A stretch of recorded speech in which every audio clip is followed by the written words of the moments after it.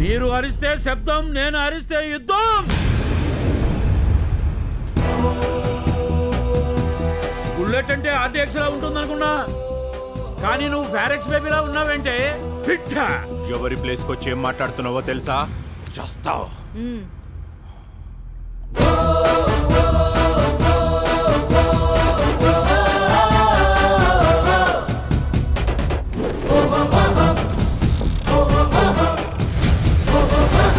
చస్తానా?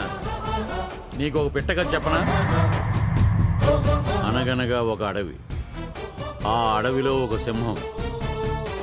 సింహం ఉన్న చోటికి అనుకోకుండా ఒకడొచ్చాడు. సింహాన్ని చూసి పరిగెడుతున్నాడు. వెనకాల సింహం పరిగెడుతుంది. దొరికాడు. సింహం తినేసింది. ఇదే కథ ఇంకోలా చెప్పనా? అనగనగా ఒక ఊరు, అనుకోకుండా ఆ ఊరిలోకి ఒక సింహం వచ్చింది. ఆ సింహాన్ని చూసి ఒకడు పరిగెడుతున్నాడు. సింహం వాడి వెనకాలే పరిగెడుతుంది. దొరికాడు. సింహం తినేసింది. ఈ కథలో సింహం ఎవరో తెలుసా? నేనే. I am the lion. ఒకడు నా ప్లేస్కు వచ్చినా, నేను వాడి ప్లేస్కు వెళ్ళినా చచ్చేది వాడే. వచ్చాడు, కొట్టాడు, ఎవడ్రా వీడు అనుకుంటున్నావా? పీకు మాత్రే. వస్తే తీసుకెళ్తా, కాదంటే లాక్కెళ్తా, లేదంటే ఈడ్చుకెళ్తా, కానీ పట్టుకెళ్ళటం కన్ఫర్మ్. Choice is yours. ఈ బీకు మాత్రే కౌంట్ డౌన్ స్టార్ట్స్. 1 2 3.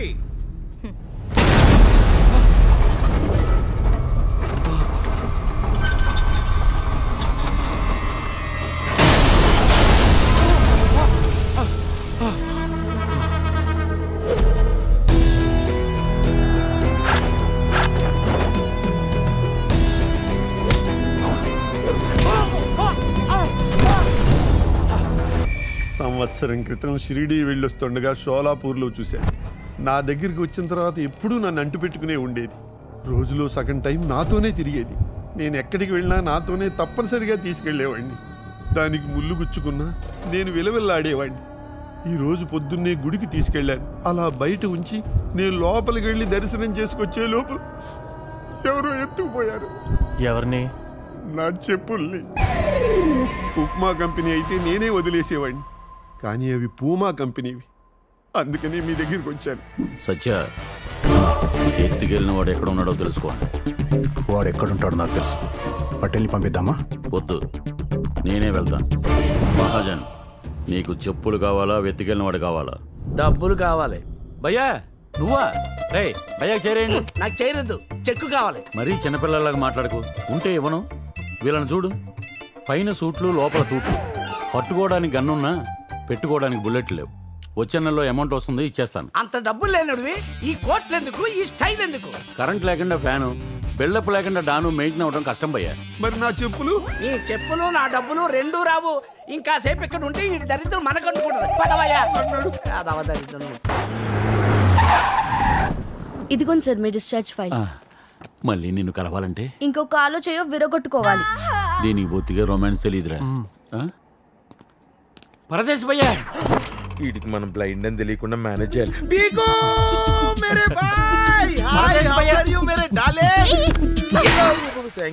రేసు హార్స్లా పరిగెత్తుకొచ్చింది ఈ నర్సు కోసమా? బేకో నీకు బాగా ట్రీట్ చేసింది కదా అని చెప్పి ఏదో థ్యాంక్స్ చెప్దామని. Anyways he's my boss. వీడా?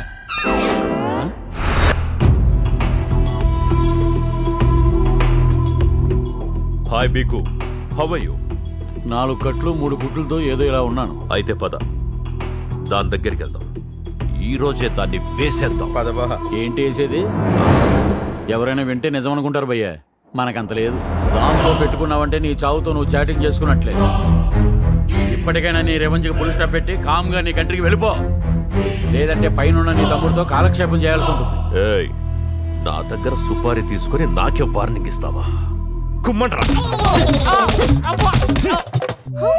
అయ్యో, నేనేదో జోక్ అంటే నిజంగానే నా కోసం దెబ్బలు తినొచ్చారా?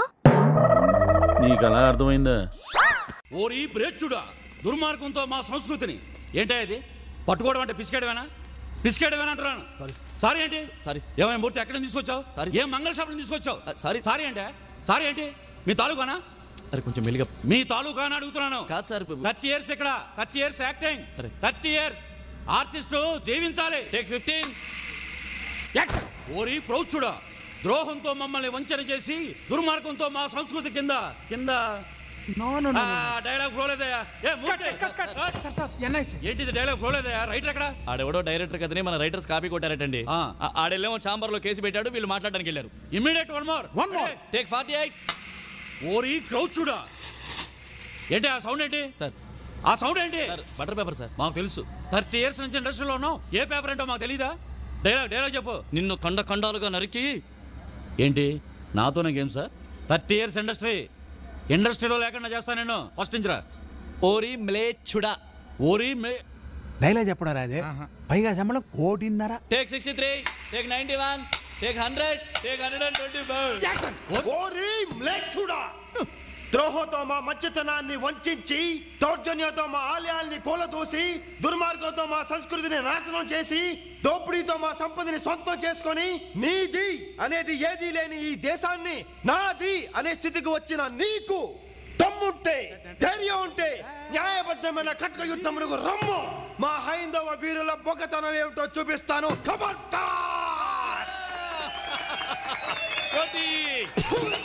మై డార్లింగ్ మై హీరో ఏంటిది జూనియర్ ఆర్టిస్ట్ ఎలా చెప్తే వీళ్ళందరి చేత క్లాస్ కొట్టిస్తావా నీ సంగతి చూస్తా నీ సంగతి ఇండస్ట్రీలో లేకుండా చేస్తాను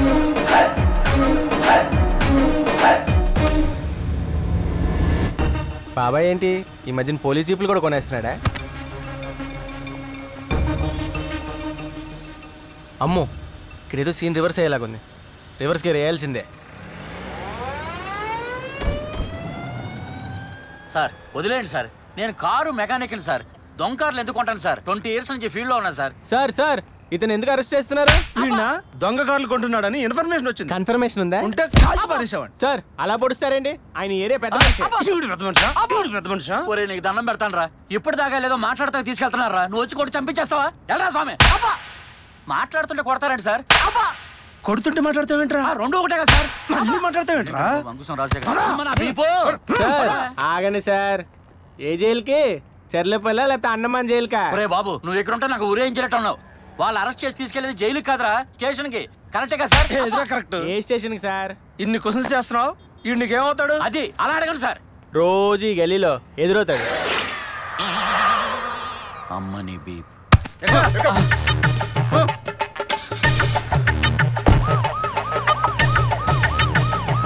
బెంజ్ గారు కొట్టేసిన రిస్క్ లో పడతాడు అనుకుంటే కొనాల్సిన రిస్క్ లో పడ్డాడేంటి ఆ టైం బ్యాడు నా టైం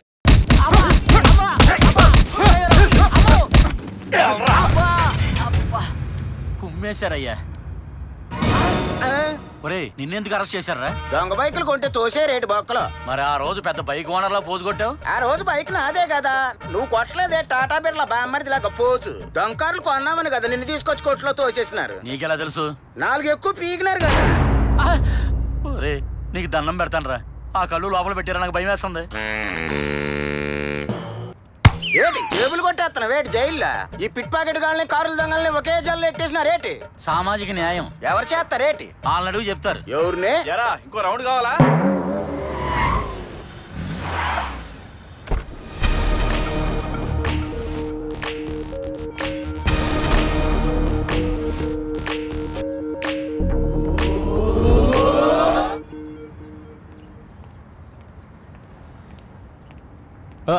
ఎస్ఐ గారు ఉన్నారా లేరు బయటికి వెళ్ళారు ఓ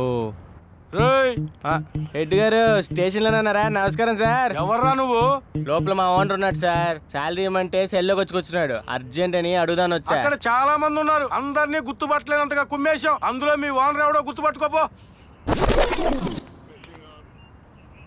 బాబాయ్ బాబాయ్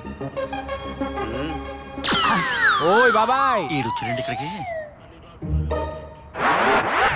అమ్మ దొంగ ఇక్కడున్నావా నేను దొంగనండి నువ్వు దొంగవి అబ్బో దొంగ కార్లు కొనేవాళ్ళు కూడా దొంగే అంటారు నువ్వు అటు తిరుగు ఏంటి బాబాయ్ బాగా లావయ్యావు మేకప్ బాగా వేసినట్టున్నారు నేను చూస్తుంటే బాధ బెంజ్ కార్లో దూసుకొచ్చేస్తుంది బాబాయ్ దానికి అక్కడే బ్రేక్ వేసి నువ్వు ఇక్కడికి ఎందుకు వచ్చావు చెప్పు బెంజ్ గారు కొట్టుకొస్తే డబ్బులు ఇస్తా అన్నావు కొట్టుకొచ్చాను. అదేమో బయట ఉంది, నువ్వేమో లోపల ఉన్నావు. ఫోన్ ఇక్కడ తీసుకొచ్చి పెట్టరా. ఆగ్రా బాబు, ఆగ్రా బాబు. బెంజ్ గారు తీసుకుని నాకు డబ్బులు, నేను వెళ్ళిపోతా. ఈ విషయం పోలీసు వాళ్ళకి కానీ తెలిసిందనుకోరే, వాళ్ళ చేతుల్లో నేను చచ్చిపోతా. మనం చెప్తే నాకు తెలియదుగా. ఒరే, మనం ఇప్పుడు ఎక్కడ ఉన్నావో తెలిసే మహా పోలీస్ స్టేషన్ లో. నోర్ము, వాళ్ళ దగ్గర సాక్ష్యాలు లేకపోతేనే మేకప్ ఇలా ఉందిరా. అదే డీటెయిల్స్ ఉన్నాయా? తలుచుకుంటేనే భయం వేస్తుందిరా. నీకు దండం పెడతాను, నన్ను వదిలేసి వెళ్ళిపోరా. బెంజ్ గారిని ఏం చేయమంటావు? మెల్లగా మెల్లగా. బెంజ్ గారిని ఏం చేయమంటావు? 2 రోజులు ఆగరా, ఎలాగోలాగా బయటపడతాను. అప్పుడు దాకా వెయిట్ చేయి. నేను వెయిట్ చేస్తా గానీ కార్ గ్యారేజ్ లో పెట్టమంటావా? పెట్టు. అప్పుడు నా ration card address permanent police station అవుతుంది. నేను ఏదో చేస్తా గానీ నువ్వు బయటకు వచ్చా పని చూడు. ఏమయ్యా, మీ ఓనర్ జీతం ఇచ్చాడా? లేవంటున్నాడు సార్. మీరు అన్ని ఇంకా కుమ్మేయండి, వీలైతే ఎన్కౌంటర్ చేసేయండి. సన్నజాజి పక్క మీద సంకురాత్రి, మొగుడు పెళ్ళాలుగా మొదటి రాత్రి, పెదవులు అడిగిన రుచి రాత్రి, కౌగిలి అడిగిన కసి రాత్రి, కవ్విస్తున్నది చలి రాత్రి, కవ్విస్తున్నది చలి రాత్రి. సన్నజాజి పక్క మీద సంకురా